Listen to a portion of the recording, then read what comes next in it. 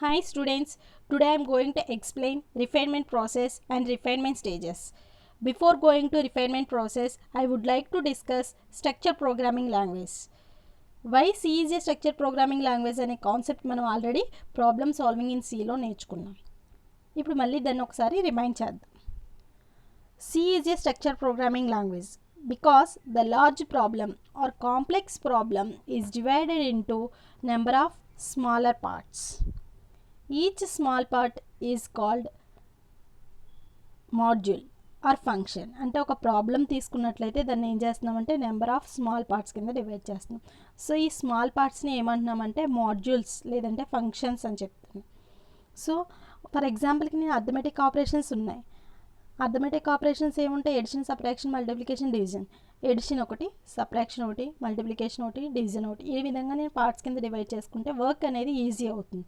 So అందుకని మనం ఏం చేస్తున్నామంటే ఇచ్చిన ప్రాబ్లమ్ని స్మాలర్ పార్ట్స్ కింద డివైడ్ చేసుకుంటున్నాం. స్మాలర్ పార్ట్స్ కింద డివైడ్ చేయడాన్ని మాడ్యూల్స్ అంటాం.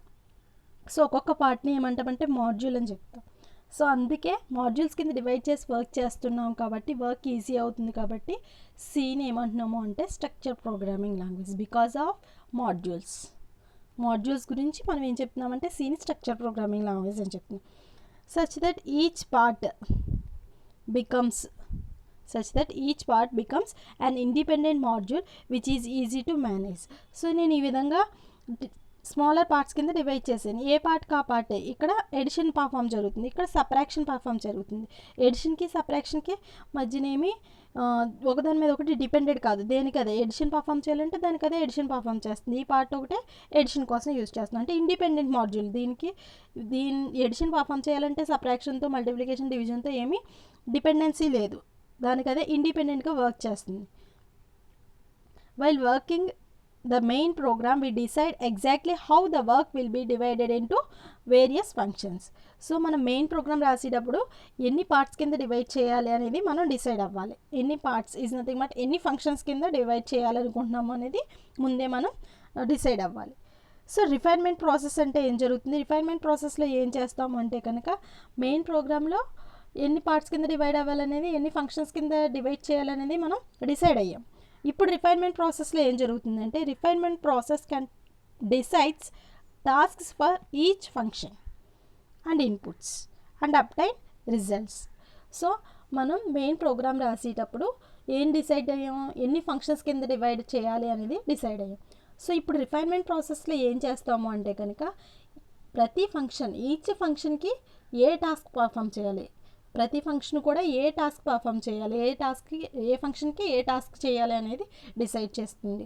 అదేవిధంగా ఆ ఫంక్షన్కి ఏం డేటా ఇవ్వాలి, ఎటువంటి అవుట్పుట్ వస్తుంది, అదంతా కూడా రిఫైన్మెంట్ ప్రాసెస్లో జరుగుతుంది. So refinement process can decides tasks for each function and inputs and obtain the result. So refinement process అనేది ఫంక్షన్స్కి ఏ టాస్క్ పర్ఫామ్ చేయాలనే టాస్క్ని ఇవ్వడం కానీ, దానికి డేటా ఇవ్వడం కానీ, వచ్చిన రిజల్ట్ని తీసుకోవడం కానీ, ఇవన్నీ ఎవరు చూస్తారంటే రిఫైన్మెంట్ ప్రాసెస్లో జరుగుతుంది. Different problems have different number of refinement stages, but in general there are 4 levels of refinement process. They are conceptual or abstract level, second one algorithmic or data structure level, third one programming or implementation level, fourth one application level. First one conceptual level అంటే ఏంటో చూద్దాం. Conceptual level. At this level we decide how the data related to each other and what operations are needed. So conceptual లెవెల్లో ఏం చెప్తాము అంటే just data ఏంటి, operations ఏంటి అనేది మాత్రమే మెన్షన్ చేస్తాం. Details about how to store data and how various operations are performed on that data are not decided at this level. So just మనం కాన్సెప్చువల్ లెవెల్లో ఏమి ఇస్తాము అంటే డేటా ఏంటి, ఆపరేషన్స్ ఏంటి అనేది మాత్రమే మెన్షన్ చేస్తాం తప్ప ఆ డేటా మెమరీలో ఏ విధంగా స్టోర్ అవుతుంది, ఆ డేటా మీద ఆపరేషన్స్ ఏ విధంగా పర్ఫామ్ చేస్తుంది, ఇవి ఏమీ మెన్షన్ చేయం. జస్ట్ డేటా ఏంటి, ఏం ఆపరేషన్స్ ఉన్నాయి, ఎడిషన్, సబ్ట్రాక్షన్, మల్టిప్లికేషన్ ఇవి అని చెప్పడం అంతే. జస్ట్ ఏం జరుగుతుంది ఆపరేషన్ అనేది చెప్తాం తప్ప ఆ ఆపరేషన్ ఎలా జరుగుతుంది అనేది డిస్క్రిప్షన్ ఇవ్వం. అంటే రిక్వైర్మెంట్ అనాలిసిస్, ఏం కావాలి, ఏం చేయాలి, ఆ ప్రాబ్లమ్ సాల్వ్ చేయాలంటే అని జస్ట్ ఆ రిక్వైర్మెంట్ అంతా గ్యాదర్ చేసుకోవడానే కాన్సెప్చువల్ లెవెల్ అని చెప్తాం. Next, algorithmic or data structure level. So at this level, we decide what kind of data structure will be required to solve a problem.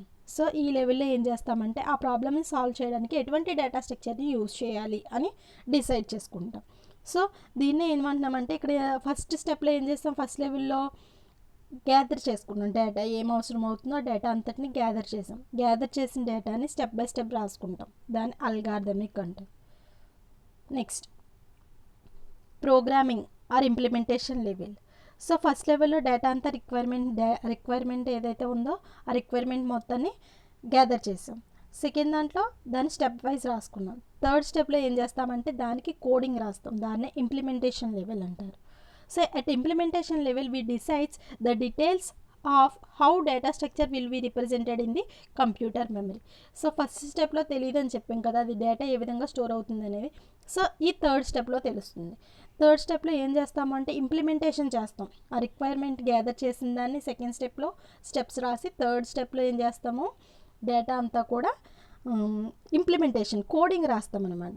So coding రాస్తున్నాం కాబట్టి ఇక్కడ memory ఏ విధంగా store అవుతుంది, మెమరీలో data ఏ విధంగా store అవుతుంది అనేది కూడా ఈ లెవెల్లోనే తెలుస్తుంది. Next, application level. This level decides all details required for particular application such as names for variables or special requirements for the operations imposed by application. So application level అంటే ఏంటి, ఇక్కడ మనం ఆల్రెడీ కోడింగ్ రాసెస్ రెడీగా ఉంచాం కదా. So application level అనేది ఏంటంటే next level. So మనం అనుకునే రిక్వైర్మెంట్ అందరినీ యూస్ చేసుకుంటూ చేసాక ఫైనల్గా వచ్చిన రిజల్టే అప్లికేషన్ లెవెల్. సో మన రిక్వైర్మెంట్ ఏదైతే ఉందో, for example names for variables, ఇవన్నీ కూడా ఏంటంటే అప్లికేషన్ లెవెల్లో మనకి ఫైనల్గా రిజల్ట్ అనేది వస్తుంది. సో అది ఫోర్త్ వన్. Thank you.